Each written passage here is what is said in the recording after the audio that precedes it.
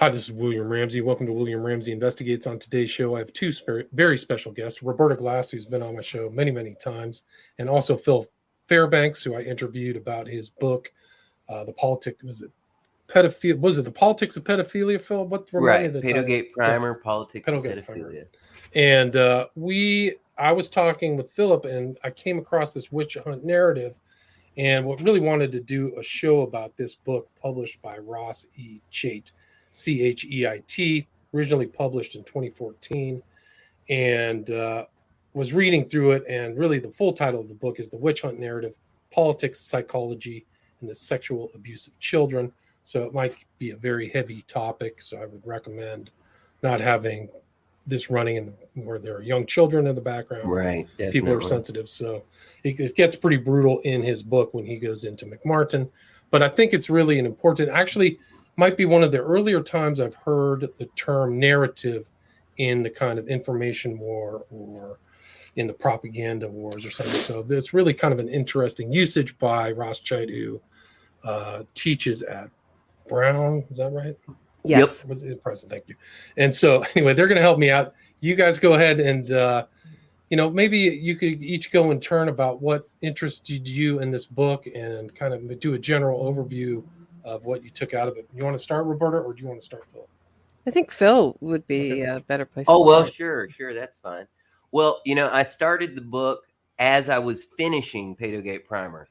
And that was in October or November of 2020, right? So just as I'm putting the finishing touches on my book, I start reading this because I'd read some of his blog stuff at brown.edu, And by the way, that's a big deal. This is a literal Ivy League professor. This is not just some guy with a blog. The website at the Recovered Memory Project is at brown.edu. But I started it then, and I finished it, last month. Why? Because in addition to being one of the most important books I have ever read in my life, it is also one of the most harrowing, grueling, and difficult books I've ever read in my life. It's medically graphic in a lot of areas. And unfortunately, that's necessary because, there's so much misinformation and disinformation. I think some of the people didn't know that they were spreading misinformation, and some were doing it on purpose to spread a false narrative.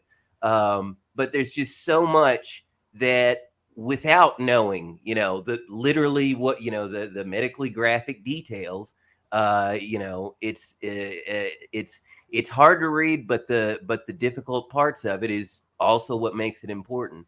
But yeah, no, my mind was absolutely blown because folks like Debbie Nathan and Snedeker and Pendergrass, by the way, wasn't he also abused or accused of abusing his kids? Yes. A lot of these folks who are involved, they have a very vested interest in, no, there's no child abuse going on. And it's like, but weren't you accused of that? Or, like the Eberleys and their child porn magazine Finger, they have vested interest, or the Frieds that started the False Memory Syndrome Foundation. They have a vested interest in convincing people, no, it's all crazy. The kids are lying, or the kids are confused, or, these evil preachers and therapists and cops have confused these kids and made them think things that haven't happened. But in a lot of these cases, even some of the so-called wild, unbelievable details feces and masks and knives and then they found stuff. They found pictures and they found the so a lot of even the wild sounding unbelievable stuff, just because something's unbelievable, I've said this many times, just because something is unbelievable, just because something shouldn't be allowed to happen, that doesn't mean it doesn't happen. Things that shouldn't happen every day.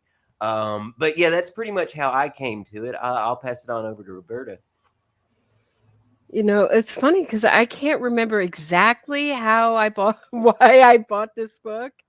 I believe it was because I was just like Philip, reading Ross Cheit's blog And I believe it was because I was interested in capturing the Friedmans and the Friedman case. Mhm. And there's a lot of excellent information about that case.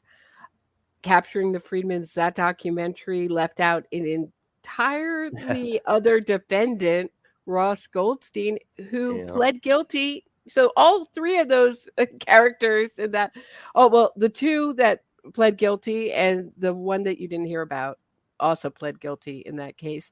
So I consider the witch hunt narrative the most important true crime book.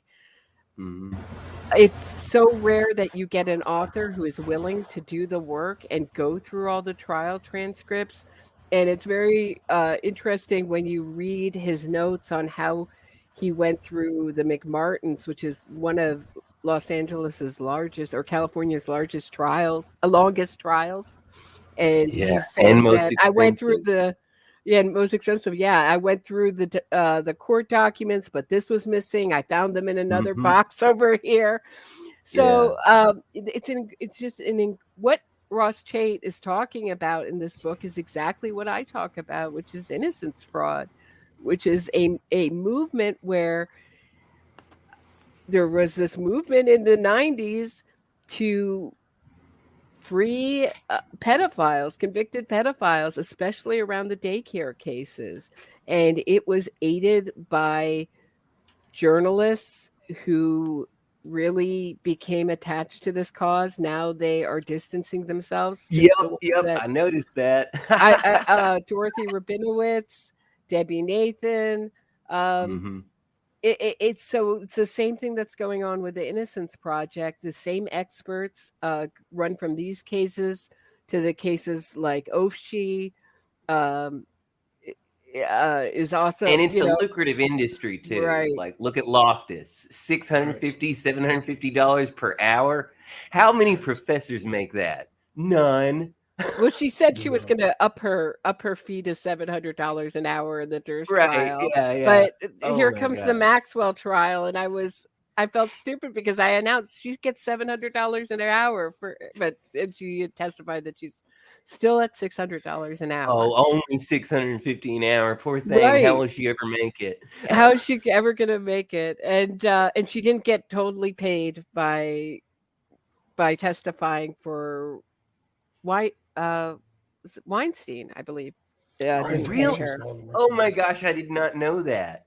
Yeah, that's what she testified to in the Maxwell trial. But she is someone who really made her bones doing this work Right. in both fields. I mean, I say both fields. I don't know if you would consider them fields, but testifying for convicted pedophiles, claiming that all their victims are victims of false memories or having implanted memories, and the same thing in trials that have to do with killers, like the Tim Hennis trial, where Hmm. she got Tim Hennis freed in his second trial.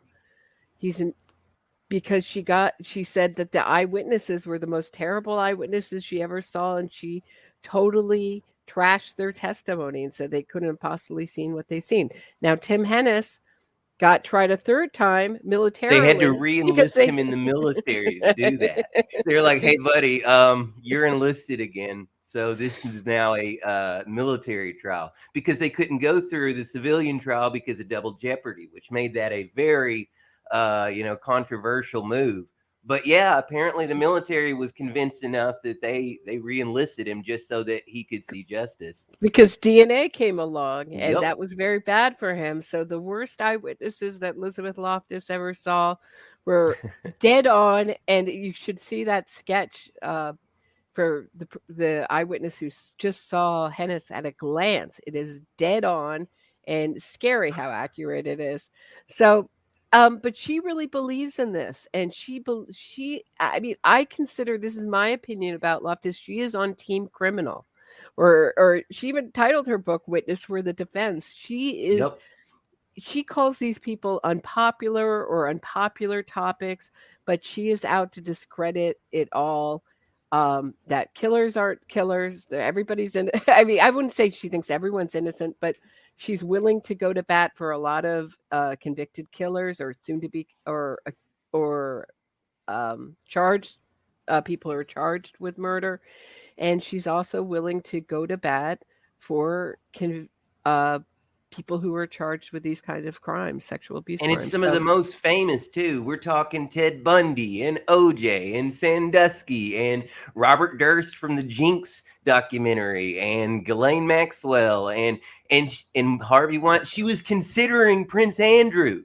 She and was seriously Sandusky. considering She was actually. Prince Andrew. It looked like she was. It looked like Prince Andrew was picking up on her narrative, and she wrote a blurb for the back of this book by Mark Pendergrass, who's saying that Sandusky. She also testified for Sandusky is innocent, and that it's all a big hysteria. So every one of those even kids now, was just confused. Yeah, confused. And Wow. a great thing about don't Ross you hate Cheit, it when you think you got raped, but oops, I didn't really get raped like that? I mean, like it happens every other week for me. I'm like, oh, that's right, I didn't get raped. No, Like you would forget that. Give me a break. Yeah. and this is something I want to bring up. Like I'll get right back to you, Roberta. But like, remember I think it's Peacenik or whatever study, because the Lost in the Mall study is where they're getting a lot of this. And yes, you can convince a grown-up that they were lost in the mall if you have a trusted family member tell you the details, right? But when that trusted family member says, hey, you remember that time when you got an anal enema? For some reason, people don't imagine that they got their orifices penetrated to the same degree, 20% or so. Not a very high degree of people who will be convinced they were lost in a mall when they weren't. But like it's practically nil when it comes to, oh, you remember that time you were uncomfortably penetrated in your orifice? Nobody imagines that. Not even with family and friends. And that's the thing when it comes to these rape cases, it's not family and friends usually telling them, you remember this? It's a completely different mechanism. Plus, traumatic memory works different than regular memory. There's just so many reasons why the Lost in the Mall study should not be generalized and applied to sexual abuse cases. Sorry to interrupt those. Go ahead, Roberta. I was going to just say this exact same thing. And there's also other problems with the Lost in the Mall study. For one, the Lost in the Mall study was done. They enlisted some of their relatives. So the people doing this study, exactly, which was an ethical were issue. using people related to them, which is a problem. And also, it's faced heavy criticism. Many of her studies have, and people. My understanding is that people have had a hard time replicating her findings. So some of her things are some of her studies are fairly, what I would consider fairly benign or kind of obvious. Like if you use the words about a car crash, how fast was the car going when it smashed into the other car? The way language is used is what it means. Oh, right. And if you use the words, how fast was the car going when it hit the other car, use a different kind of language. So if you use sort of much more evocative language like smashed, people are likely to estimate the speed in her higher. A lot of that stuff is true. Like I think she's done some valuable work, like especially the stuff that she've done on police interrogations. Yeah, there are ways police can interrogate a person that can almost convince them that they did it. Like if they're already and so there is some valuable work she's done. My biggest gripe, like I said, is the generalization of that research and then applying it to sexual abuse cases where it's not valid in this scenario. This is a different type. Traumatic memory is not regular memory, so they don't work the same. So what's true for regular memory is not going to be true for traumatic memory. But Elizabeth Loftus has had all sorts of problems. For one, she had to step down from the American Psychological Association. Because she didn't have to. She just accidentally decided to at the same time as there was an APA complaint for ethics. But she didn't hear about that. It's just a coincidence that she stepped down before she heard it. Even though in the Hoffman report about Guantanamo Bay, why would she be in the Hoffman report? The Hoffman report where it says that she was warned to step down. But, why believe the government, right? Right, exactly. She's told many different stories about why she stepped down. She went after, and what's funny about this is that everybody who accuses me of being biased on that side, this is the most biased thing I've ever heard. She saw a study where, can, can you describe this, Phil? Where basically, can you sum it up better than I can?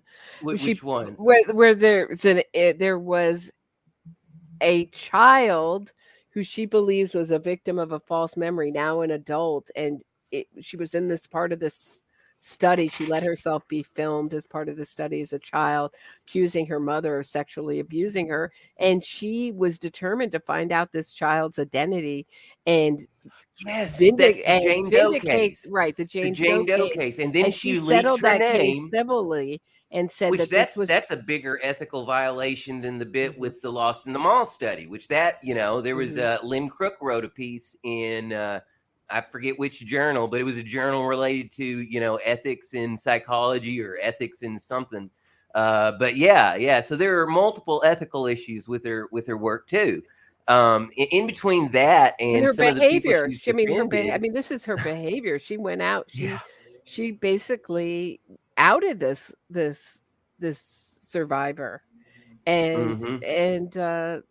it was terrible. And she settled it. And I would encourage people. I have a clip of it in my False Memory Syndrome Foundation episode, but there's a TED talk she does where she describes why she had to settle, and boy, does she finesse it. Interesting. The case is called Taus versus Loftus. It's went to the Supreme Court of Yes, California. that's right. TAUS. Yeah, Taus and Lynn Crook are the two big ones when it comes to the ethical issues, for sure. Yeah. Yeah, 2007 she settled for $7,500. But yeah, I mean, she's just one part of this whole network, right? I mean, Right, exactly. she's just one little piece. There's the journalist, there's the scientist, and it's not even just psychologists. Ofshe is a sociologist, and once again, like I said, I try and compensate for my biases. I first knew about Ofshe from his work, his brilliant and excellent and important work fighting Scientology. Now, who was his protege at that time fighting Scientology? Oh, a little doctor they called Jolly. Yes, that's right. Louis Jolly and West, who was head of the Cult Awareness Network before, of course, Scientology took them over. And, we talked about a little bit about that in the last one. But yeah, like I said, I try and be fair because, some of these folks have done some important work. And then on the other end, you've got guys like Bennett Brown, who, on the other side of the memory wars, and Bennett Brown, Colin Ross, I've heard some suspicious things about him and him being connected to some of the MK Ultras. You know what I mean? So it's not it's not good guys versus bad guys. There are well-meaning people on both sides, and there are well-meaning people doing bad things on both sides, and there are bad people doing bad things on both sides. And the problem is it's such a divisive topic that anybody who writes about it, except for Cheit, I love the fact that he's so fair. He points out that, yes, there were issues with the way some of the McMartin kids were interviewed. And yes, there were issues with this. And yes, there were issues with that. But even when you take that into account, there are major disparities between the witch hunt narrative and what really went on. Good point. Just before we continue, lest we forget, Richard Ofshe testified for the defense in the West Memphis 3 trial, too. That's right. I forgot that. And a big supporter of Marty Tankliff's too. Oh, jeez. So they all come. They all keep popping up.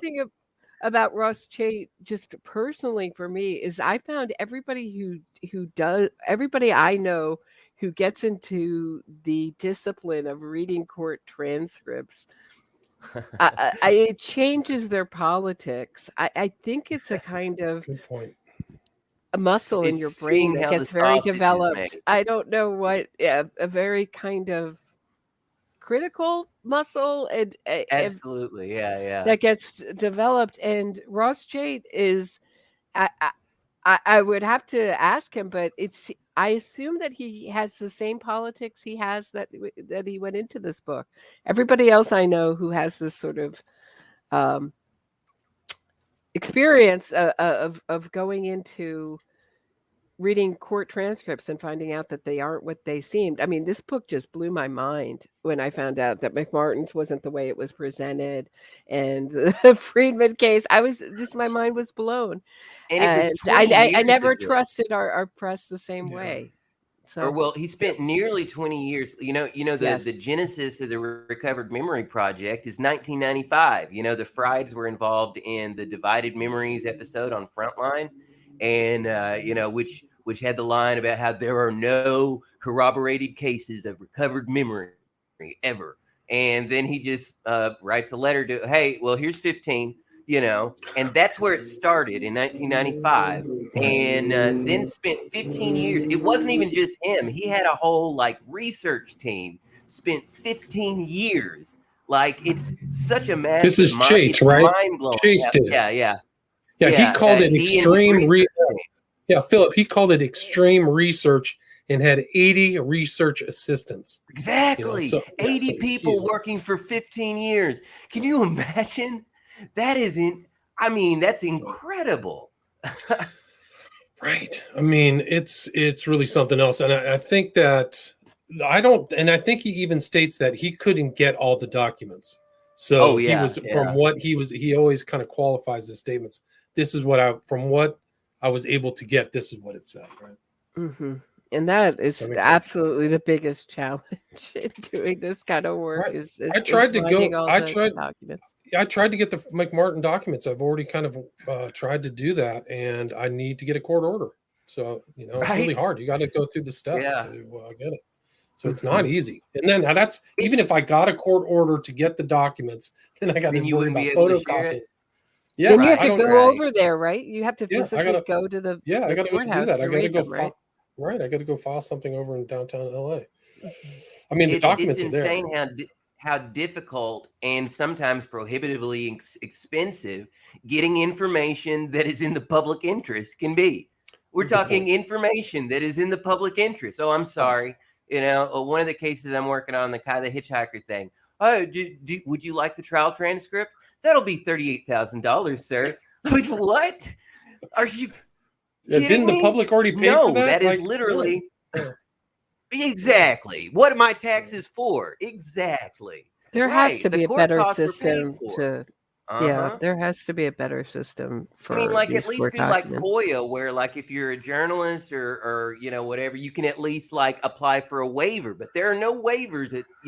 I think Pacer has some kind of program you can sign up for. I'm not sure exactly how that works. I'm gonna try it though because I do need more Pacer in my life. Well, you can actually, it's very selective. You can get some of these recent Giuffre documents off of a website. It's not Pacer. You can get it for free. You can download PDFs of it. So you just have to find the right website. But these recently discovered disciplinary review board lookups are also free. And there's stuff you can find in there that is not in the media, that is not in the, it's nowhere else. I recently ran across a case, this is for over 30 years, all these people who passed the bar in New Jersey. We're not talking rando lawyers. I'm talking about assemblymen, assistant attorney general, politicians and judges and prosecutors. What do they have in common? Oh, sex crimes with children, getting sentenced to probation and therapy, and then a 6-month suspension. And none of that ended up in the newspaper. None of that ended up in Pacer. Nothing. I don't know about that now. You know what I mean? But disciplinary review board lookups, also free, at least in the state of New Jersey. I'm not sure how that applies state to state, but I found some. I think they're free in California. You just have to find the right spot in California. But just to give you an idea how important these court documents are, if I had not had access to what the guy did, I forgot his name, in Arkansas, who put all of those court documents onto Callahan, my position on the West Memphis 3 would have been totally different. And I think that's what's allowed this witch hunt narrative to fester. Maybe the tide is turning, like Roberta said, but it's because these aren't out in the public domain, because there's so much more in the West Memphis 3 documents than was covered by anybody, whether it was Mara Leverett or any newscaster, because there was all kinds of stuff that didn't make it into the trial. the very important, I think that was salient, that gives you a much better idea. The statements of Eccles when he was first interviewed, just all the weird stuff that was going on there. I mean, what was that one guy? There's incredible things that never made it to trial. But so looking at the McMartin case files would just be invaluable. I mean, I wish they were made public. So anyway, he had to do a lot of work. Cheit had to do a lot of work to get all this stuff together. I mean, I would love to get his documents on, in the public domain somewhere.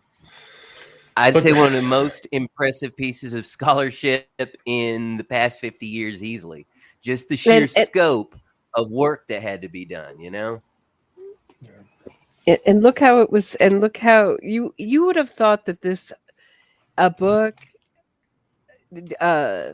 debunking a myth, an American myth, would have blown up the American media. And I think there was a small review in the New York Times, maybe. It caused a little bit pushback from the Center for Reason and Justice, which is ideologically aligned with the False Memory Syndrome Foundation, which has now closed its doors. A lot of the same members. Mm-hmm. And I was telling William before we started, before we went live, recording live. What are we doing? Before we went live, that really the witch hunt narrative is about the journalists. Yeah. Without the journalists, this myth could not be cemented. Right. That all these daycare cases, and he goes through a handful of them. So it's not just McMartin's. He goes through the Kelly Michaels case, the Country Walk daycare case with Frank Fuster, and the Friedman case, many others. So without the journalists, this could not have happened. One interesting thing I like, one myth he explodes. A lot of the people go, well, how come there's never been a case since? And then he's like, okay, here's a dozen cases where multiple kids were abused in daycares, and sometimes there were multiple abusers, and it's just because it didn't make news anymore. Mm-hmm. They just stopped covering they didn't get national coverage anymore. They got local coverage. So it's not that it stopped happening; it's that it stopped getting national coverage. If a tree falls in the forest, it still falls, whether anybody heard it or not. I don't know if it makes a sound. Well, I just know that it still falls. Well, some of these cases, and I was really disappointed that Ross Cheit never really looked into the case in San Antonio, Texas, with the 6 women. I think they were called. They did a documentary. And Nathan helped them get released just a few years ago. Right. Really? Wow. So these were lesbians who had been accused of these kinds of sexual abuse, and sadistic one adult survivor recanted and the other didn't. So I look at recantations just the way the court does. I view them with suspicion, and because if it was a sort of both of them, then I would kind of scratch my head a little bit more. But I haven't looked into that. It may be a case of false conviction. I don't know, but many survivors of abuse don't want to believe it and convince themselves it's not true for years. I think that's one of the mechanisms behind, I don't know if recovered memory is the right word, because that's so loaded and people think of you go to a therapist, you have hypnosis, and no, I don't think it always works that way. But I believe a lot of people who are abused, they try and convince themselves it's not true, or that it was it was my imagination. It's sorry, go ahead. Ross Cheit is an example of a recovered. He had a recovered memory of his camp counselor abusing him, and he successfully sued that camp counselor and with other victims, is my understanding. I hope I'm he mentions that in the intro. He mentions that in the intro to the book. So And he has the Recovered Memory Project. This is a tenured Brown professor. I mean, you would have just thought this book would have exploded. Yeah, exactly. This is an Ivy League guy with as credentialed as you. I mean, like in America, I'm an Ivy League tenured professor is about as, like as far as your bona fides, what's above that, But no, you're right. Have you seen the reviews of the book, by the way? 90% or like 75, 80% are 5-star reviews. And then all the 1-star reviews are like sex researchers, like, I'm a professor of sexology. And I don't like the way and then they start talking about some stuff. And I'm like, you didn't read the book. You're talking about something that he already, we went through that. And that's another thing. I've done this online, arguing with people. And then I'm like, well, Debbie Nathan said, and I sent him the Debbie Nathan tag from the Recovered Memory Project. And he's like, well, so you're saying that. And I'm like, dude, I just sent you the link. You obviously didn't read it, or you wouldn't be putting words in my mouth. You're attacking a straw man. I've offered you the evidence. I've shown you, just take 10 minutes and read this, and you'll see 18 ways that Debbie Nathan was wrong. Or you could keep arguing with me without reading it. And now we're wasting each other's time, I think the biggest part of the people who have an issue with the book are people who assume they know what it's about and attack it without having even read it. I'm fairly certain that's the case. Yeah, I believe it. Cheit has a double doctorate from Berkeley, so he's got like a doctor in public policy plus a law degree, right? So it's not a joke, from like one of the top 5 law. I think one of the reasons that this was able to cement so well is, I think what Philip said is right, that these claims do sound fantastic. Yeah. For example, one of the things that Friedman said is, well, how could this abuse go on in front of everybody with nobody saying anything? And why? Well, no, it didn't. That wasn't the claim. So what they do is they straw man. They basically attack make a claim that nobody made. So another thing is, in the Kelly Michaels case, they claimed that she couldn't have made this damage with a knife. So the kid said that because it was a plastic. It was plastic cutlery. The kid said it was plastic. And it was the handle, not the blade. So there's another Debbie one. Nathan, Debbie Nathan was claiming that. I know there might have been others, Snedeker and the whatnot of the lot.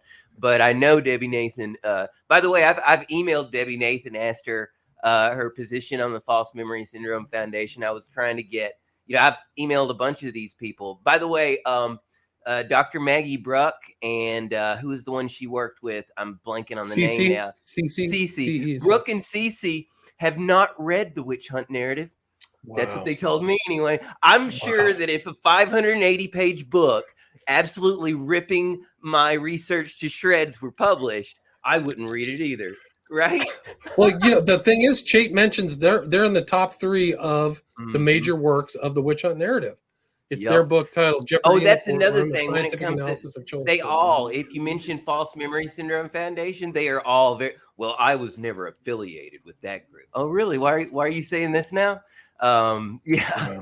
Wow. Isn't it funny? And Debbie Nathan has remade herself as a border expert. Exactly. That's what she told me. She's like, well, I don't cover that anymore. And I was never part of the False Memory Syndrome Foundation. And now all my journalism is about, the border. And I'm like, okay, sometimes no comment is the most telling thing a person can say.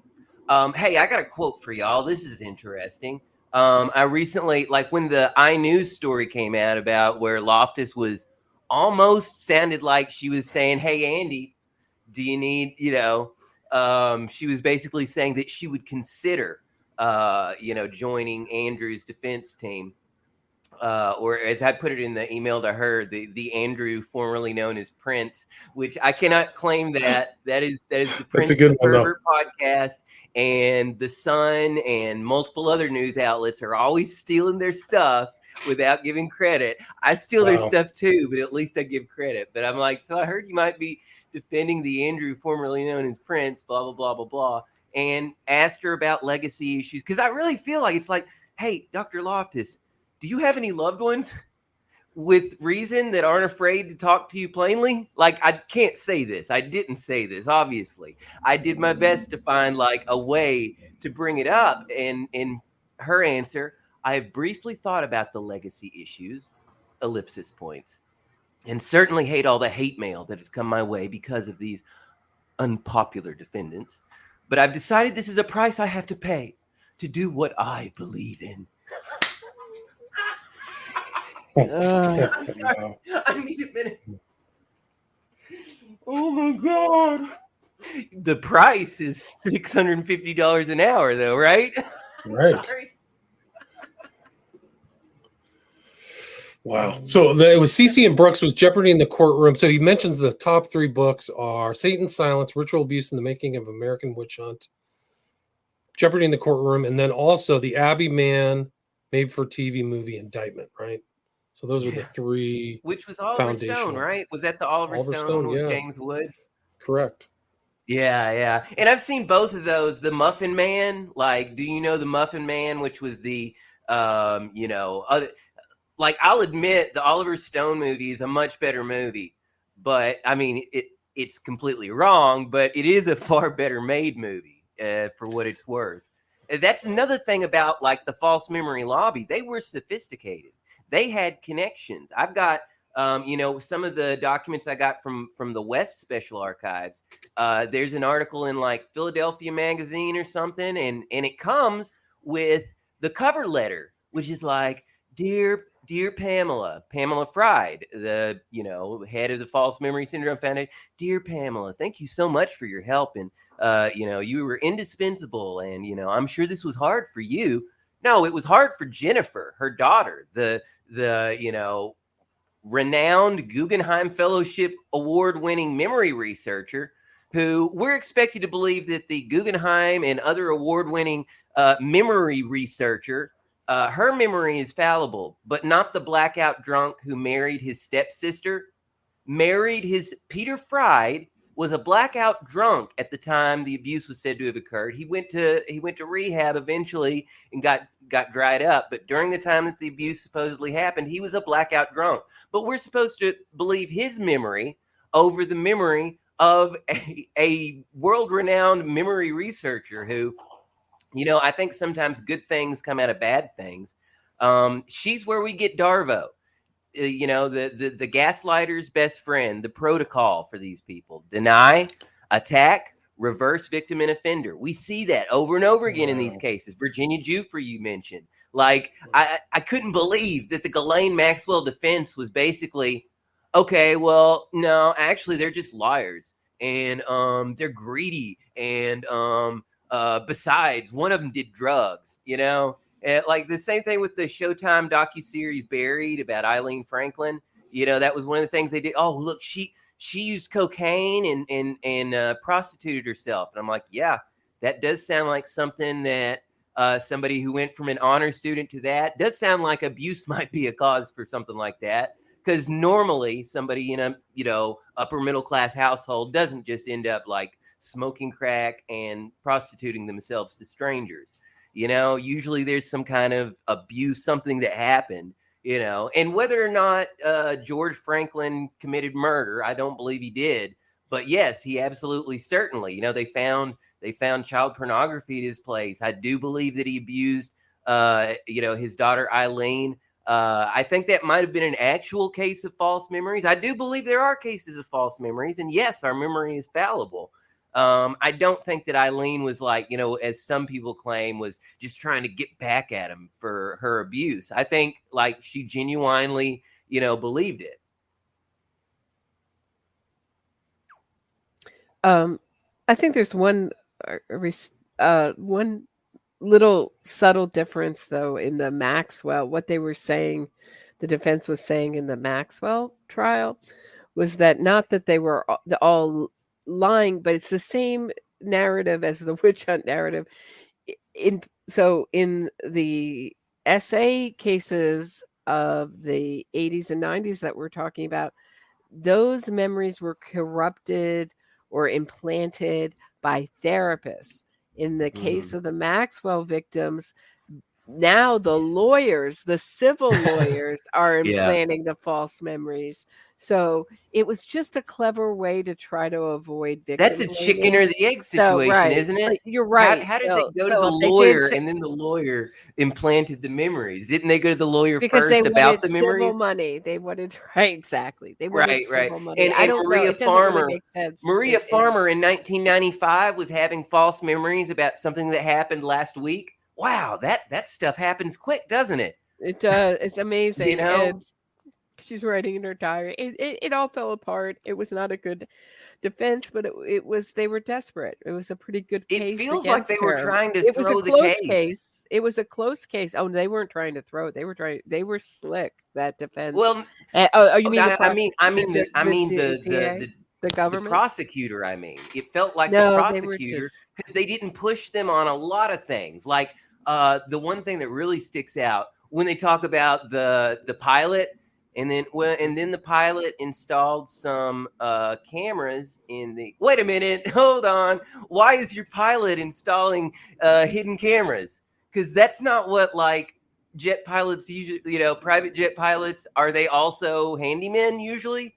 Like, don't Did you they get say another guy to cameras? do I that? know they said audio equipment and video Or was it equipment, but I okay? don't know if Right. they. Yeah, But yeah. install some kind of They were kind of recording vague about equipment. it. Right. If I had the I same was a thought. prosecutor, Right. I'd be like, okay, hold on. Let's talk about that for a minute. Why was there Right. recording equipment being installed by a pilot? Why But don't do you you see just the hire? frustration though? Do you see the frustration? As a researcher, you want to know, but Right, right. as a DA trying the case, it's not essential to find those things out to I get a guess you're right. conviction. And I I guess think you're that's right. where a lot And of you the don't want to frustration overload comes with too much info because that can with confuse a jury, I guess. Yeah, with yeah. Epstein researchers, and same thing. I had the same frustration with the Nexium case. You want everything to come out. It's just not going to. And they were just more inexperienced prosecutors. And Audrey Strauss, who was going to try the case, quit 2 months before it was going to trial. So Has anybody left filled is her position? there's that one guy. He's got an odd name. It's like Binge. It's like short. Who's the DA now? But that office has been in disarray since her since she left. Right. The predecessor left too, right? Yeah, it's who is the DA? It's like Jeffrey Berman. it's an African American Oh, the gentleman. new guy's Damian Yeah. Williams. No. Oh, really? Yeah, Then who's the one I'm thinking of? That's like maybe that's Brooklyn. I'm thinking of. Okay. Anyway, they got a new guy. When was he installed? I don't know. It's like September 30th, 2021.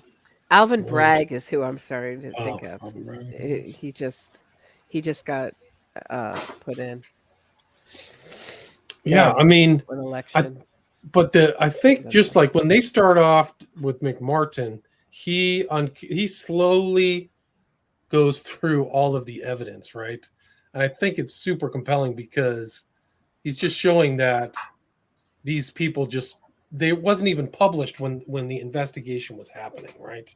So like I think it didn't break until 1984, but the police were doing all these interviews, so it wasn't, like the original was Judy Johnson was the original one and they took him to UCLA, right? They took one of the Matthew Johnson, the son who was supposedly originally abused. Do you guys remember that? Yeah. She took her child to the doctor. That's the thing that's so alarming is the amount of evidence that's from parents who took their kids to the doctor to be examined in McMartin's. I think there were 5 children who used in that case, that kind of physical evidence of abuse. So it started out, she's seen Judy Johnson now as a hysteric. Sometimes you'll read things that she's schizophrenic. An alcoholic, a psychotic. And schizophrenic, you know what? alcoholic. After all those years of being gaslit, I'd probably be on the sauce and start sounding nuts to people who would, who didn't know the whole story too. Because, Right, Right. but I mean, they're very imagine. She took Yeah, her but- kid because her kid was bleeding rectally. Mhm. So that was the Mhm. beginning of McMartin's. Whatever you want to say about McMartin's, it did not start with hysteria. It started No. with Right. a good Medical mother evidence of doing what child any good abuse. mother would do, which is bring her child to the doctor to be examined. Uh, when UCLA, no when less. something Like so alarming. Yes. they had to go to UCLA. I mean, they go to like the best or one of the best hospitals around here.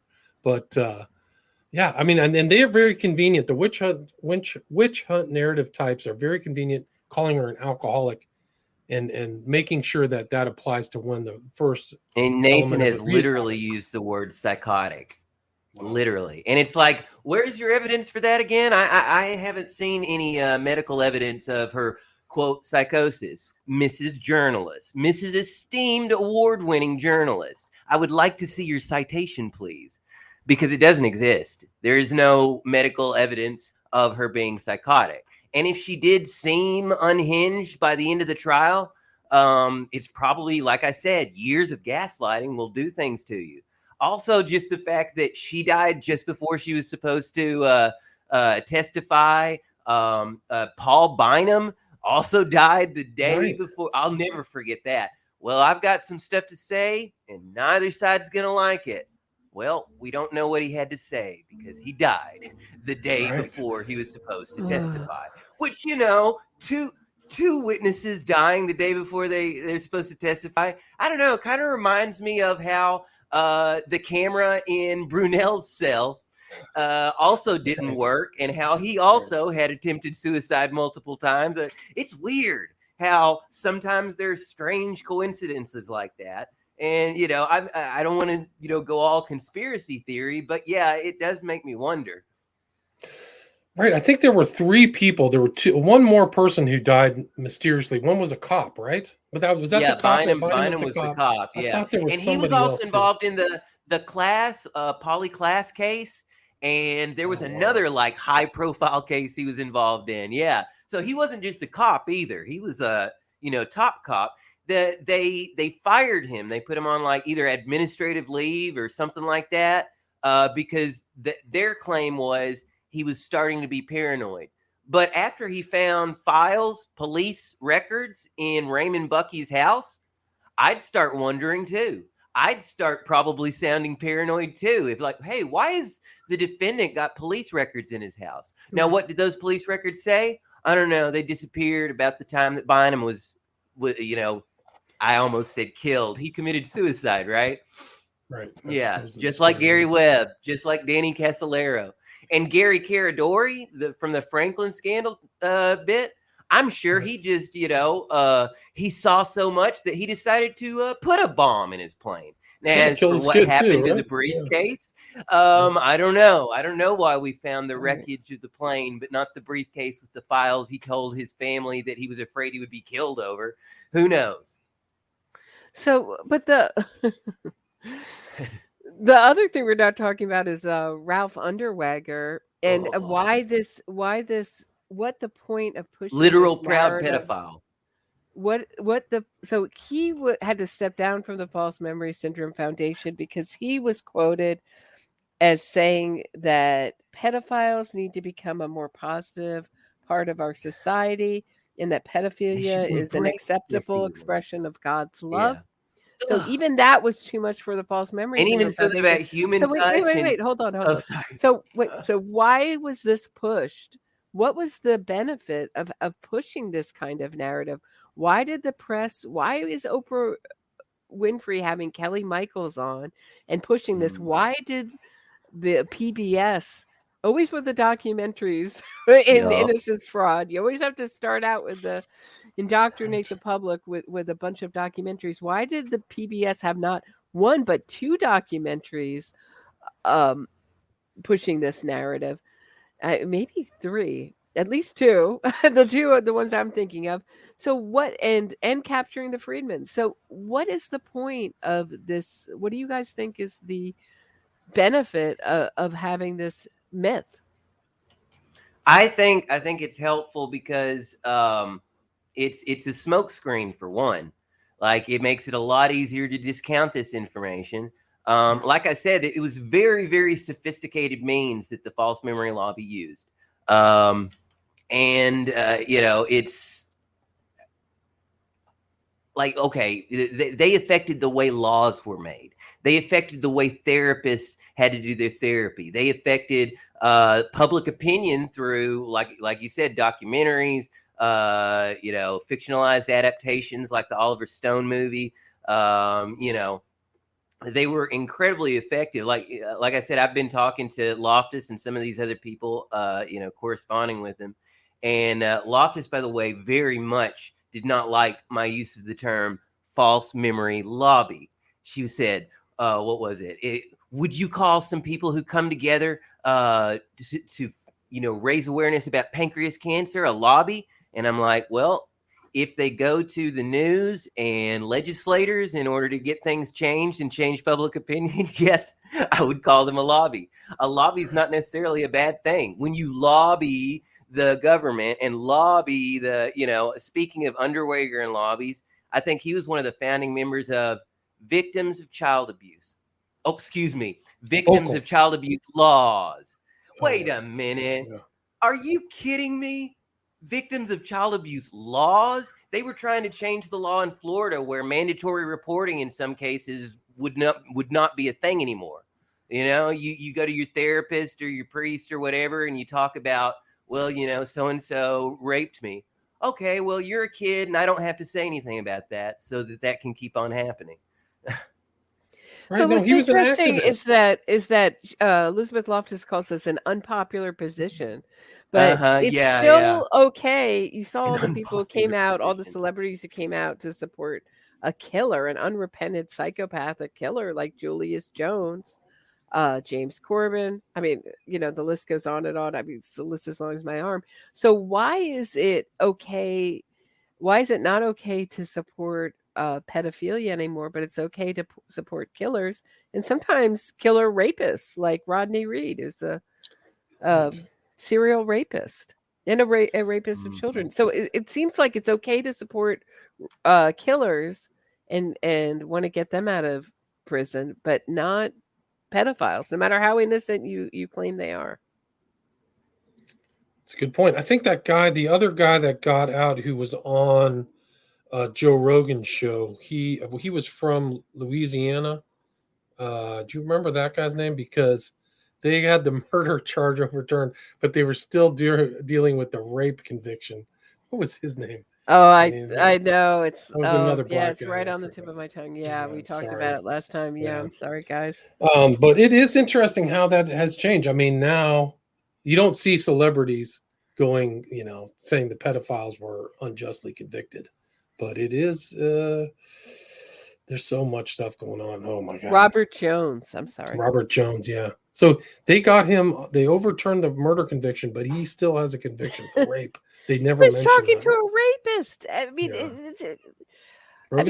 these are not subtle cases. I mean, these are not like close cases. They seem to pick the best case they picked in a while is Glossop. But even if you know anything about that doesn't make any sense the way they're pushing it.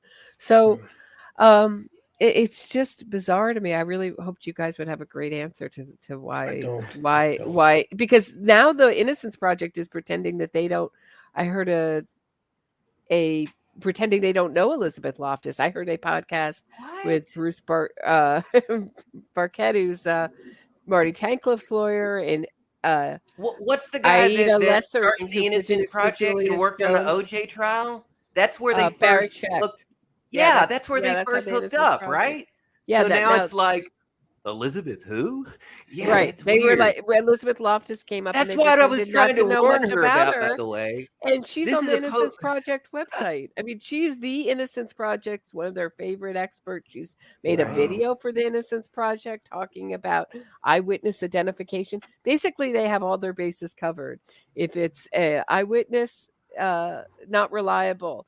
If it's a confession, not reliable, false confession. If it's DNA evidence, it's been contaminated, not reliable, or if it's DNA evidence that they've tested, it comes back with their client. They continue on with their client and they just pretend it doesn't exist. So, whatever the strongest piece of evidence is, it somehow all junk science or not reliable. It's so true. It's really incredible. I mean, don't you think it's an industry in that they're really just gaming the system for money? It's a lobby and it's an industry, which is ironic because that's what they accused the so-called recovered memory therapists of doing, especially Ofshe. He was relentless. He believed that it was all a money game. Now that said, I don't think that that's completely true for either side, but absolutely it became a cottage, like the recovered memory therapist trying to upsell. I think there were cases of that. And on the other side with, no, everybody's memory is false. If you got raped, you didn't, that became a little cottage industry too, but not all of them were just in it for the money on either side. I don't believe that. I believe there are cases on both sides, though, where that is absolutely the case. Well, think about it. If you're a journalist, that's a great story. I've been falsely accused of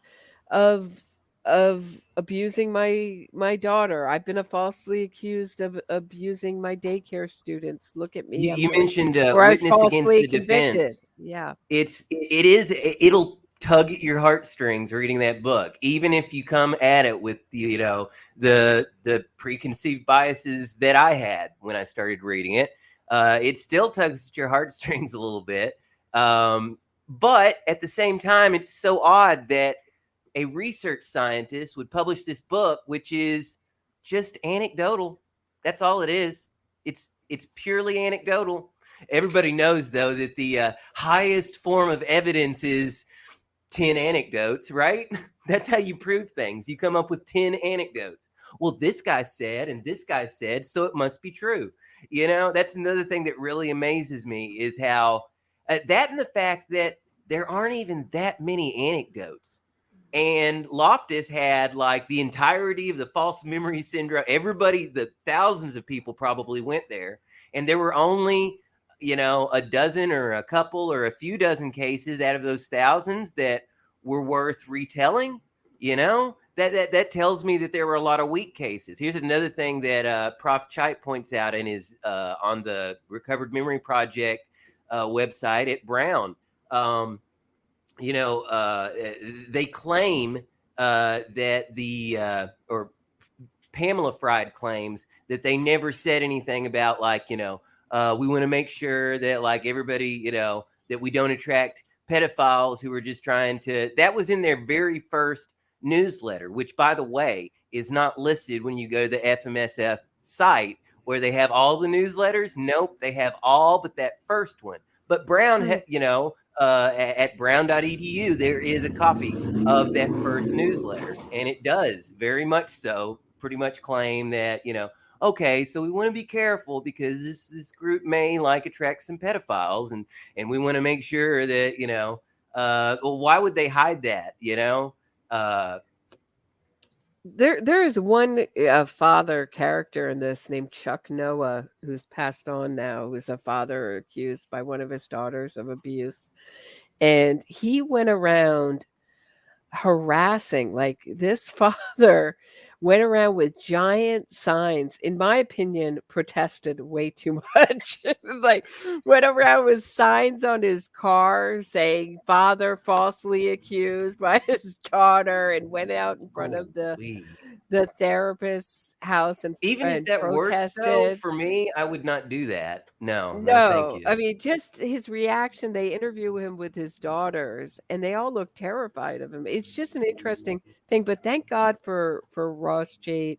I hope I'm pronouncing his name right. Oh, it's Cheit, not. by the way. I only know that because in interview with Dr. Loftus, I was saying Cheit, and she's like Cheit, which is one of the second most embarrassing interview moments in my life. The first being, oh, wait, it's Yates, not Yeats.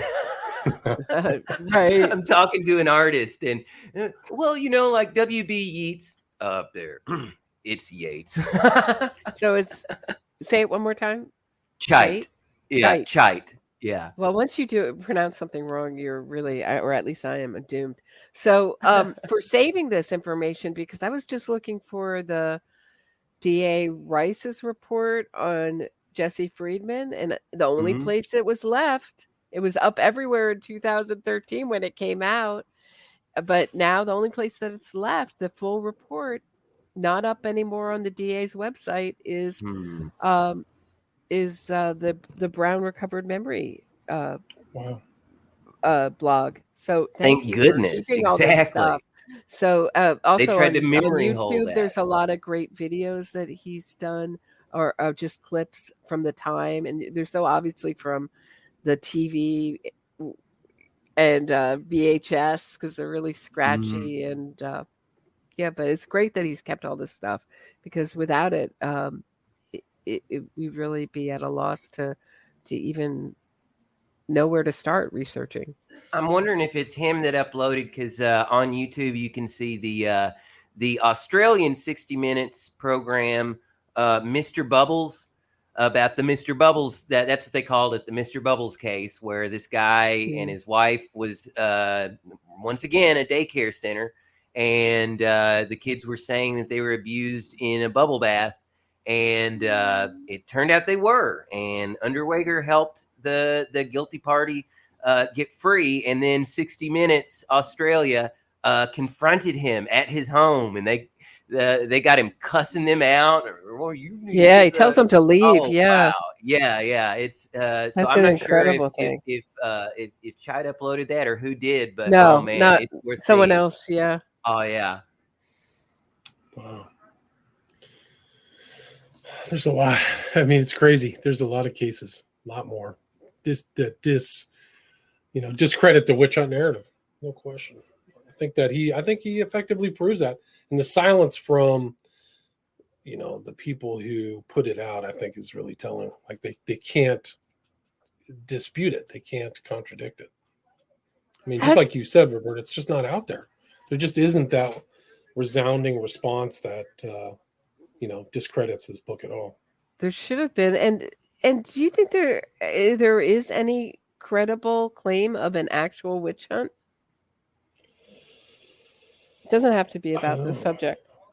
There was one, I think that might not have been in this book, but wasn't there one that was claimed in, I think it was in Washington or Oregon, where there was a claim of satanic abuse with involved sexual abuse?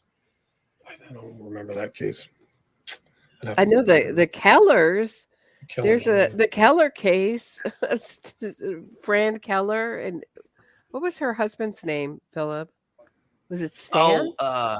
Fran. Yeah, I think so Keller? because it rhymed. Yeah.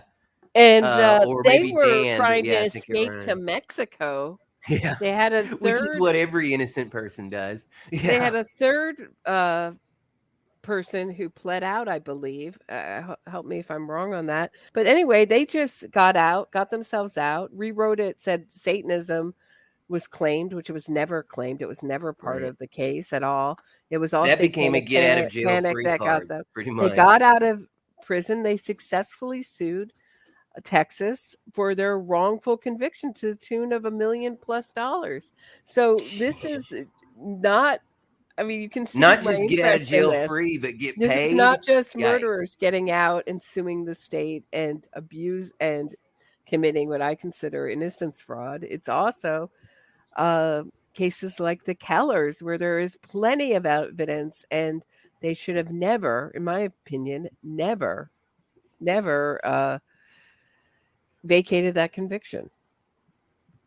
Of either one of them. That's the one that I think I remember. Where was that? Was it in Was Vancouver? that the one you were talking about? Fran's Daycare, was that it? I think so. So, by the way, I just found my emails from Cece and Brooke, by the way, asking them what they thought about the witch hunt narrative. Dr. Cece, hi, sorry, but I haven't read Ross Cheit's witch hunt narrative. Yeah, okay, tell me another one. My colleague Maggie Bruck may have read it once. Not sure. He gives me her email. In the 25 years since APA attempted to reconcile the two sides in the memory wars, I've shifted my research to issues unrelated to memory. This is the best part. I have only a spotty recollection. I mean, the Wow. irony, right, of the various positions that led to the memory wars. Maybe Peter Ornstein at UNC, blah, blah, blah, blah, blah. I haven't kept up. And then I contacted Dr. Bruck. Ornstein didn't respond. Dr. Bruck says, sorry, the best scholars are those who have done research with adults in false memories. I am sure you know the list of characters. One you may have missed is Henry Otgar. Wait a minute. So you're saying you're not an expert? Because 20 years ago, you said that you and Dr. Cece were the foremost experts. What happened in 20 years besides Me Too? Right, Besides exactly. victim Besides just blaming going becoming out of incredibly besides victim unpopular. blaming going out of fashion, what changed, Dr. Cece and Brooke? You know, I really want to know. Wow. I mean, conveniently moved forward, pivoted Yeah, to a yeah. new topic, right? Like, oh, I'm out of here. My favorite part though is the about I have a spotty recollection of that. Just the irony of that right there. Yeah, it's incredible. Oh, wow. I'm just looking at this Keller case and Jordan Smith, who's trying to get, she's a journalist trying to get Richard Gloss was writing flattering pieces to the Kellers. It's unbelievable. I mean, there's so many connections from case to case to case. It's like, isn't it amazing, William Ramsey? The same experts we're talking about from case to case to case. It's incredible. It's Mhm. incredible. I think he mentioned something about have you heard of the National Center for Reason and Justice? NCRNJ, that's Yeah, one of the that's it. worst So, offenders yeah. Still running, I would say. Yes, So absolutely. Loftus. They're just still trying to get pedophiles out. They still exist. So the False Memory Syndrome Foundation closed, but the Center for Reason and Justice, I mean, they're trying to get out a pedophile priest. The worst of the worst. Yeah. Have you seen the NCRNJ? I mean, it's unbelievable. Unbelievable. I mean, they do not care that their position is unpopular. They continue on and not and morally repulsive, in my opinion, but they continue I on. agree. Have Totally you seen moral. what they said about the book, by the way? Because, No. Yes. and it's once again, it's attacking a straw man. They use not one single detail about why it's wrong.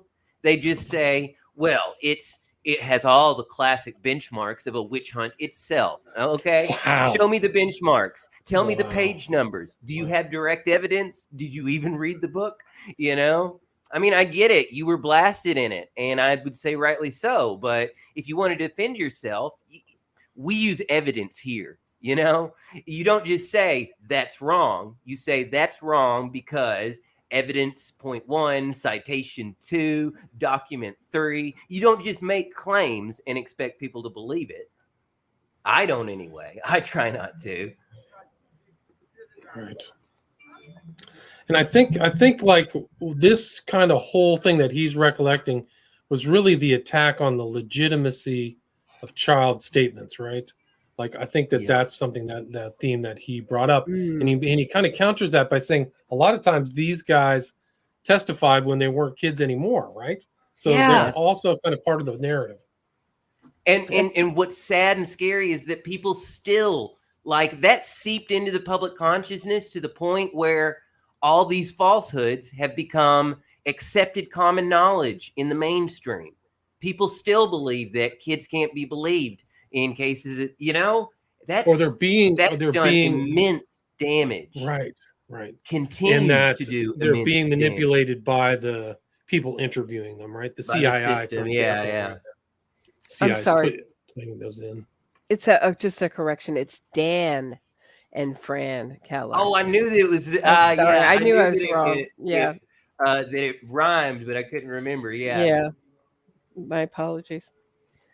So this is that's a great point. He goes through exactly what the children said, what they meant, and how also he goes through a lot about how these journalists would take a little detail and change it or make it larger or I think there's one time when I think he's talking about some kind of dolphins or fish, and it's like a stuffed animal or something. Right. It's like, it sounds so fantastical, but there's like a little detail that gets changed.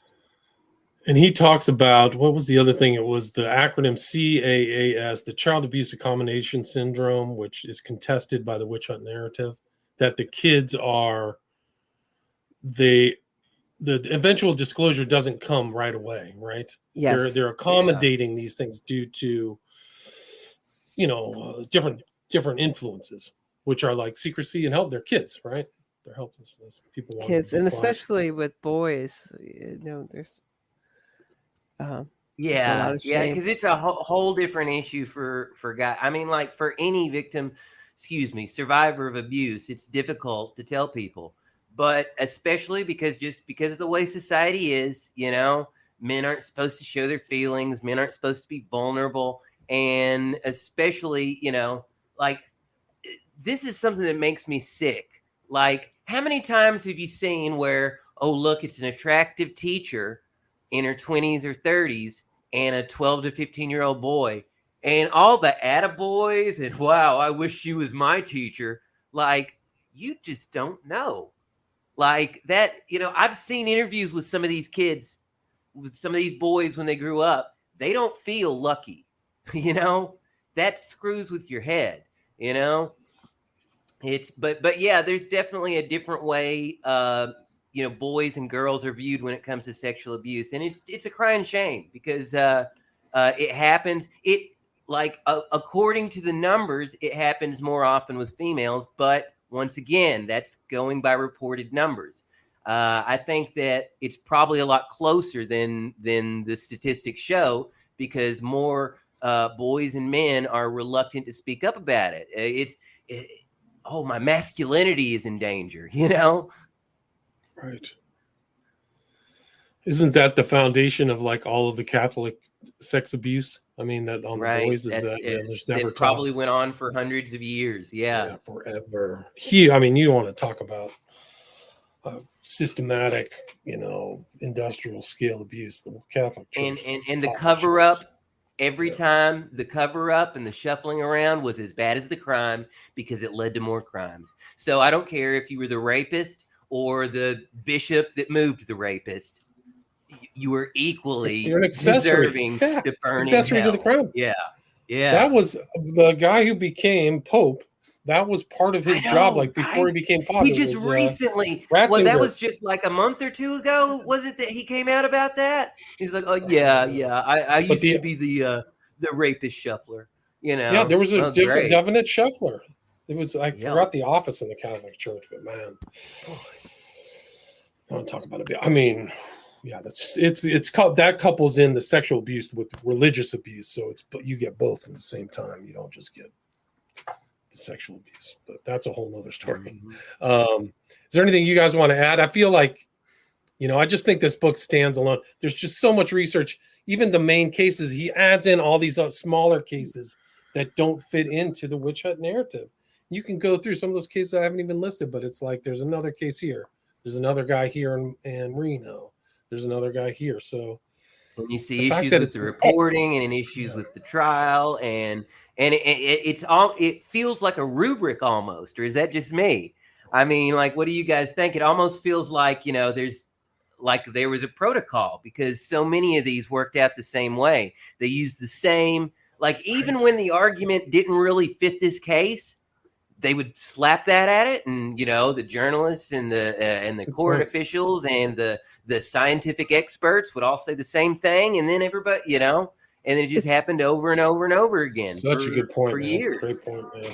Really and then they use those numbers to say, oh, look how many people are falsely accused of abuse. It's the same way the Innocence Project uses those numbers. Look how many people we've let out. Doesn't matter if they're let out on a technicality. It doesn't matter how they get their conviction overturned. Mm-hmm. They plead out. I don't know. This is so crazy. They're all innocent. They all go into the number file for their exonerated innocent people, but the detailed circumstances of how they got out are buried. Yeah, I mean, and it just goes into that theme. You got to go back and look at the court records and see what everybody's seeing what the prosecutors are seeing, Yeah. But anybody who's this, I'm sorry, William. Yeah, go ahead. Anybody who's a serious researcher, or even a true crime fan, I encourage you to get a copy of this book because it will come in handy. If you don't need to know about an expert, the expert doesn't come up in the case that you're looking at. An expert in this book will come up in another case. It's just filled with endless useful information. I've used this book so much. It's been so helpful. One of the most mind-blowing things to me, like before we close out, something that hasn't been brought up yet. How about the fact that Cheit and Bruck, some of the information that they used or claimed to have used, they didn't have access to? It wasn't found out until 20 years later they were getting that info from the defense lawyer, and then they had to add him as a co-author when they got caught. I'm sorry. So you're saying you didn't see this info because it was sealed, and you're just taking the defense's word for it? That shouldn't be how academic research is done. No. Well, I talked to the guy, and he said he's innocent. That's like, remember Tim Weiner at, I think, New York Times, one of my favorite headlines of all time. CIA investigates its involvement in drug trafficking and finds itself innocent. It was something like that. And it's like, yeah, okay. Well, if the CIA says that the CIA is not selling drugs, then I'm going to take the CIA's word for it. When have they ever lied before? Right. Wow. Incredible. Yeah, it's an incredible book. There's just so much in there. It's so thoroughly researched too. I mean, it's very dense. I mean, one of the only complaints I've seen come up multiple times that's valid by someone who's actually read it is people saying it's kind of redundant. Well, yeah.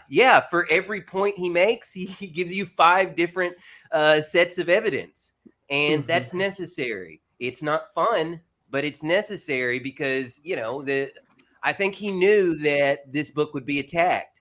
Instead of attacked, it feels like it was buried, like it wasn't attacked. If people had attacked it loudly, then people would have heard of it. But no, instead, it was ignored. It was the worst. Ignored. Yeah, it was just ignored. It just was put into kind of a memory hole type state. It still seems to be. It's still in print, and it's available. So that's those. And a lot of the material, even if you don't want to buy the book, is at the Recovered Memory Project, brown.edu. But buy the book. Absolutely. I've only got an ebook copy myself, but I think I'm going to eventually have to get a hardcover too. It's expensive. It's not a cheap book, but it's also nearly 600 pages based on 20 years of research. So it's worth the 30, 40, or like if for a hardcover, I think it's like 50 or something. When I buy it, I'm going to buy hardcover because I've only got an ebook right now and it's not the same. I'm glad I was able to export my highlights. That is the only reason why I'm glad I've got the ebook. But yeah, I like to dog ear. I like to highlight physically.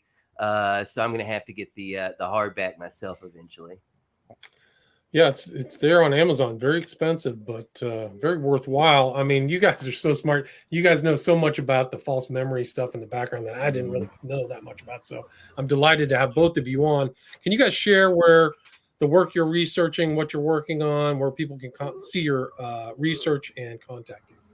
When do you guys start, please? Oh, well, I guess I'll start. PhilFairbanks.com, PHIL, Fairbanks is spelled in Alaska. So PhilFairbanks.com. If you'd like to hear some of my interviews, ones that I've done with other people and ones other people have done with me, there's an interview section, the true crime and corruption section. One of the things I'm working on right now is a sort of 6 degrees of separation between Jeffrey Epstein and Edge.org and John Brockman and Stuart Brand, and how that ties into, I know it sounds crazy, but there's a connection to Ted Kaczynski, the Unabomber. I'm also working on hopefully a book-length project about the Caleb McGilvery, better known as Kai the Hitchhiker. And because researching that story is where I ran into this whole, like I said, 30 years of lawyers getting slaps on the wrist, lawyers, judges, politicians, prosecutors getting a slap on the wrist. Meanwhile, a guy that was, likely drugged and raped by a lawyer in this town where a lot of these cases stem from. I'll be hopefully working on the Kai the Hitchhiker and Ted Kaczynski project this year, and hope to have at least one, if not both, ready for publication before 2022 is out. Oh, good. Well, good luck with that. That sounds interesting. I didn't know the backstory about that. Kai the Hitchhiker. Yeah. David Livingstone, by the way, I got to give credit to David Livingstone's ordoabcow.ca is where I found the article, which leads to the Das Netz by Lutz Dombeck. And that's where I learned about the connection between, edge.org, which was funded by Epstein, and Brand, and, all these guys that were on the island and on the plane and have pictures of them with little girls, Marvin Minsky, like some of the top scientific minds. And I'm not saying that Jeffrey Epstein and Kaczynski had any direct connection, but by following the less than 6 degrees of separation, I think it'll be an interesting, because it's Das Netz. It's a net. It's a web. You know what I mean? And there's multiple connections between all these points. So it'll be fun. The Edge was connected to a lot of like Silicon Valley types too, right? Exactly. Silicon Valley, psychedelic counterculture, MK Ultra, cybernetics, and Ted Kaczynski. It's all tied together in multiple ways. Like it's always at least 2 degrees of separation, but never more than 6. You don't need 6 hops to connect Epstein and Kaczynski a dozen ways. Wow, that's incredible. Also, Minsky, it's 1 degree of separation with 2001, and what was the director's name? Kubrick. Oh, Kubrick, yeah. Minsky was an inspiration for Kubrick, and Giuffre, I think, said she was sent by Epstein to Minsky.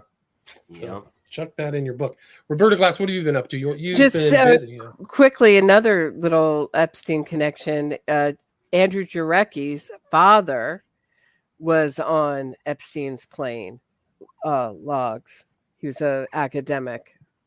I want to say his name was Andrew Jarecki. I'm not 100% certain his first name now without my notes, but Andrew Jarecki, who directed that's the Capturing Jinx the guy. Freedmen and the Jinx, his father. I was wondering why I recognized that name. And he also funded Jesse Friedman's exoneration campaign. Wow. So there's a connection. That's there. a research. And in the Durst trial, Loftus was at the Durst trial. It is a web. It's a freaking web. It's a freaking web, man.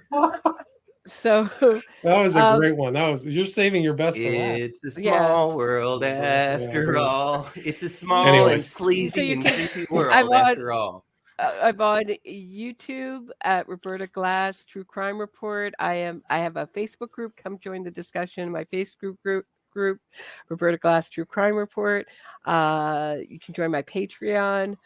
I'm on iTunes, everything. Twitter at Roberta Glass Pod. I think that's it. I think I hit everything. Awesome. Thank you. You guys were outstanding. Thank you so much. Oh, thanks so much. It's really a delight, honestly, to talk with people with so much back knowledge, and you guys are tremendous. Well, I think it's fun because I told you, me and Roberta had talked, briefly, online, but this is the first time we've had a chance to actually, chat like live in person. I appreciate you getting us together, honestly. Yeah, awesome. Well, that was great. Let's do it again soon. Let's find another book that people have ignored, but has to be bandied about, so to speak. But you guys have a great one. Have a great weekend. Thank you so much. Thank you. Take care. All right. Yeah, Stay there.